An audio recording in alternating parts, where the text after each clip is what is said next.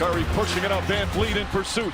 Iguodala back out to Green. Thompson, one fake, one dribble, one shot. Got it! Golden State retakes the lead. 6 seconds remaining. Leonard back up Van Vliet. Van Vliet kicks it out. Lowry. Lowry for the win. Won't go. And there'll be a game 6 in Oakland.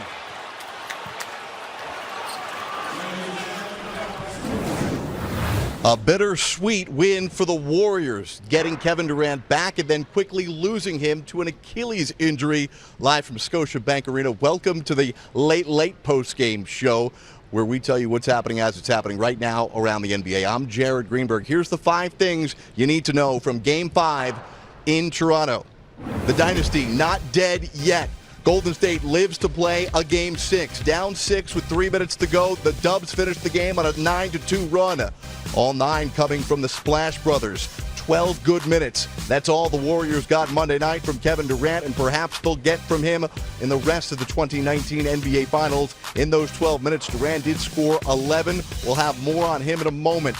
Kawhi's takeover attempt. The best player in the world was just 4 for 15 from the field entering the fourth. Then in the final period, he nearly single-handedly won the Raptors a title. During one stretch, Kawhi scored 10 straight for the Raptors. Live by the 3, die by the 3.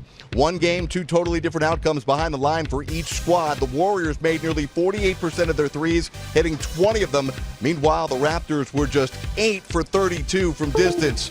Draymond on the brink of suspension. Monday night, he received his 6th technical foul of the playoffs. And if Draymond picks up his 7th tech in Game 6, and if the Warriors are to win Thursday, Draymond would be suspended for Game 7. But the big storyline around tonight's game is the status of Kevin Durant, and should he have played? A very emotional president of basketball operations, Bob Myers, took the podium to address all of the issues.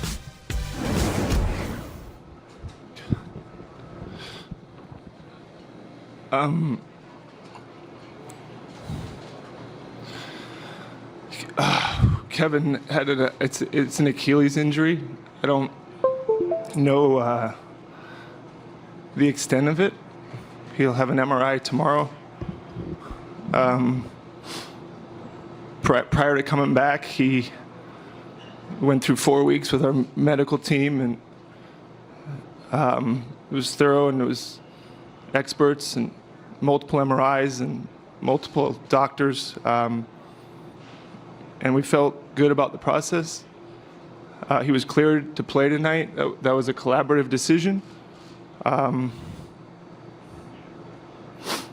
don't believe there's anybody to blame, but I understand this world. And if you have to, you can blame me. I run our basketball operations department, and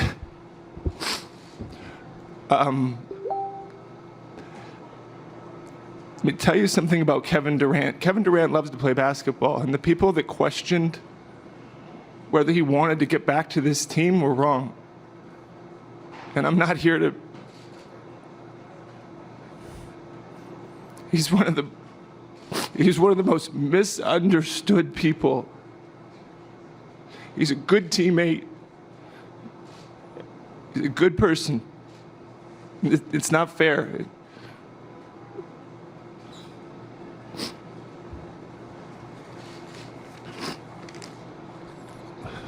I'm lucky to know him. I don't know, I don't have all the information on what really, the extent of what it all means until we get an MRI. But the people that worked with him and cleared him are good people. They're good people. That is obviously a very emotional Bob Myers, the president of basketball operations. Warriors win. They trail the series 3-2. 3D, Dennis Scott, I'm Jared Greenberg. So what did you take from what Bob Myers had to say, clearly coming to the defense of Kevin Durant, the organization, the medical staffs that all cleared Durant to play for this game after missing more than a month? I think the biggest thing, Jared, I applaud Bob for stepping up and saying what he just said. Secondly, I agree with that. All the people, the naysayers, the blogs that say that Kevin Durant didn't want to play, this is going to put a damper on his legacy. I was just like, really, people? Is this the way the new world is? But happy Bob stepped up. He came out and played. Now he's hurt. Now the Warriors have to figure out how emotionally can they overcome this for the next 48 hours and come out ready to play for Game 6, knowing that the Raptors have played well on the road in this playoffs. But once again, Bob Myers, I applaud you stepping up because I agree with you. I know Kevin Durant's a great person, and I know he loves the game no more than any other athlete that's ever laced up a pair of tennis shoes. Again, to be clear, a lot of what Bob Myers was addressing there was probably stemming from a story that we discussed on yesterday's show that was written by Sam Amick, the great Sam Amick of The Athletic. And Sam wasn't editorializing. He was giving quotes from unnamed sources within the locker room who were saying there was a growing irritation because they simply didn't understand why Durant hadn't been playing. So clearly those reports were coming out. They weren't being made up by reporters. People within the organization were whispering to reporters that they were confused by the situation. Yes, and all those whispers, I hope they're still ready to whisper now if they're still feeling the same way, because now he's done for the year. Now you have to wait and see what the MRI comes back, how bad the tear is, how deep the tear is will determine how much more rehab and how long it will take. I tore my Achilles, Jared, obviously I was retired. I wasn't worth anything anymore, but he's still trying to get a 5-year deal, and all this talk, he may leave now. So all that conversation changes until the MRI comes back, and then he and Bob Myers have to sit down and have a serious conversation again about being a part of the Warriors. Bob Myers, we just played a short portion of it. He would go on to say, just to clarify, that the original injury, again, was just a calf injury. This is not a calf injury. There is some speculation about the financial aspect of all of this. That we do, have to consider that is a big part of why this was such a big story here, because Kevin Durant was going to be a free agent this summer. But let's call a spade here. Kevin Durant is either the best or second best player in the world, depending on how you want to put him. Maybe Kawhi Leonard's earning that title now. There are 30 NBA teams that would be willing to pay Kevin Durant as much money as they were legally allowed to pay him, even with this injury that he did suffer tonight, which may, if indeed it is an Achilles heel, a tear, would not only keep Durant out the rest of this series, he would more than likely have to miss all of next season. And that means if you're one of those teams that only can offer him a 4-year deal, so that means you only get him for 3 years. Right. And now if the Warriors have that conversation, they're the only team that can offer him that 5th year. So it's going to be very, very dicey conversations now as this finals ends up. And then now he has to sit back. Yep. He and his agent, Rich Line, sit back Kleiman, and say, wow, what do you really want to do, Kev? Because once Kevin tells him what he wants to do, then business starts. So again, bittersweet. Kevin Durant. We'll wait for the MRI results tomorrow, but it doesn't look good. No. Warriors do win without Durant, except for those 12 minutes that he was able to be on the court. Now they go back home for Game 6 on Thursday. For what the mood is like in that Warrior locker room after losing their best player, here's Kristen Ledlow. I'm outside of the Warriors locker room where the team is somber despite the win. After Kevin Durant left the arena on crutches and in a walking boot, General Manager Bob Myers was clearly emotional as he addressed the media. He said, "It's an Achilles injury. I don't know the extent of it yet, but he will have an MRI tomorrow. The initial injury was a calf injury. This is not a calf injury." Bob went on to say that KD is a good teammate, he's a good person, and it's not fair. Both Steph Curry and Andre Iguodala helped Kevin Durant off the floor, and Steph said everybody gets so wrapped up in chasing championships, but life is more important in terms of caring for individuals, and he gave us what he had. Andre added that it's bigger than basketball.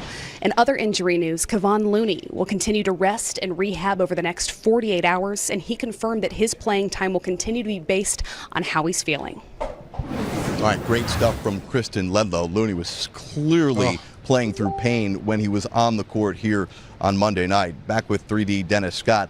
How does this team, who you heard Klay Thompson on with the guys down on the court just a couple of moments ago, they were clearly they're shook by this KD injury, and they were able to win this game. Like that is their job. They have to go out and do that. But now the reality may set in that Kevin Durant's not probably coming back. I love their focus the last 3 minutes of ball game. Steph and Klay hit huge shots, the rebounds, the defense. But to your point, they'll be with KD tonight because they're staying overnight versus the last time they flew all night long. They were a little tired for Game 3 for that matter. That mood in the hotel tonight everyone's going to be in Kevin Durant's room supporting him and saying, we appreciate you trying. And they're going to do everything possible. But to your point, Jared, the reality is you're not going to get those 12 minutes. You're not going to get those 3 threes he made. He's gone now. And the Raptors have proven that with him now on the floor, they can go in your building and beat you.